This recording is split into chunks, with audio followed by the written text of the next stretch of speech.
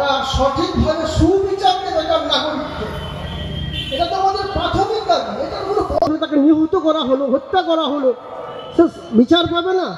এভাবে কি চিরকালই বিচারের বাণী নির্ভীতে কাঁদতেই থাকবে? তার সুবিচার পাওয়ানোর জন্য কিন্তু আমাদের সবাইকে এগিয়ে আসতে হবে।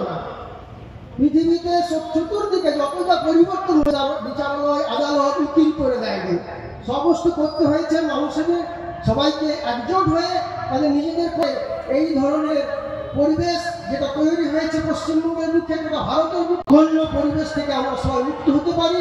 সবাই জন্য উপস্থিত সবাইকে আমার পক্ষ থেকে ধন্যবাদ জানিয়ে আমি আমার দেখুন, টানা 8 ঘন্টার গণ অবস্থান এবং গণবিক্ষোভ, গোটা রাজ্য জুড়ে আরজি করের ইস্যুতে যে আন্দোলন চলছে তা আজকে গণ আন্দোলনে পরিণত হয়েছে। বিচারের দাবিতে এই লড়াই, একদম গোটা রাজ্যের মানুষ, একদম পাহাড় থেকে সাগর এই লড়াই চলছে।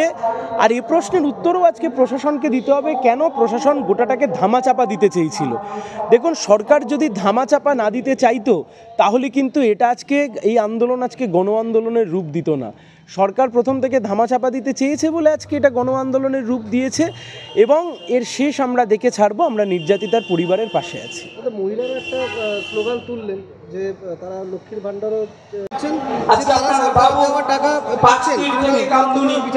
হ্যাঁ, মহিলারা মনে করেছেন যে সরকারের যে টাকা পায় সেটা তাদেরই টাকা, তারা পাচ্ছেন। কারণ যে কর আমরা দিই, সরকারকে যে ট্যাক্স সাধারণ মানুষ দেয়, সেই টাকাটা তাদের প্রাপ্য, সেটা আলাদা বিষয়। অর্থনৈতিক বিষয় আর সামাজিক বিষয়টি তারা গুলিয়ে ফেলেননি। গ্রাম বাংলার মা বোনেরা এগিয়ে আসছেন কিন্তু এই জন্যই যে তাদের ঘরেও মেয়েরা যাতে জাগ্রত হতে পারে, তাদের ঘরের মেয়েরা যাতে নিরাপত্তাহীনতায় না ভুগতে পারে। তা না হলে এত লক্ষ লক্ষ মায়েদের বোনেদের গ্রাম বাংলার আমরা পাশে পেতাম না। এটাই কিন্তু সবচেয়ে বড় বিষয়, যাতে তারা অর্থনৈতিক আর সামাজিক ব্যবস্থাটাকে গুলিয়ে ফেলেনি। তারা বলেছে লক্ষ্মীর ভান্ডারের জায়গাটা আলাদা, তাদের যেহেতু দারিদ্র্যের সঙ্গে লড়াই, সেই জন্য তারা এটা নয় যে সুবিধা ভোগ করছেন, তারা মনে করেছেন এটা তাদের প্রাপ্য। যে সরকারই আসুক না কেন সেটা হয়তো পেতে পারে তারা, কিন্তু আত্মনির্ভরশীল হোক তাদের মেয়েরা, এটা কিন্তু তারা চাইছেন। এই বিচার কিন্তু তার জন্য। আপনার নাম? আমার নাম সুজাতা বেরা, আমি একজন শিক্ষিকা।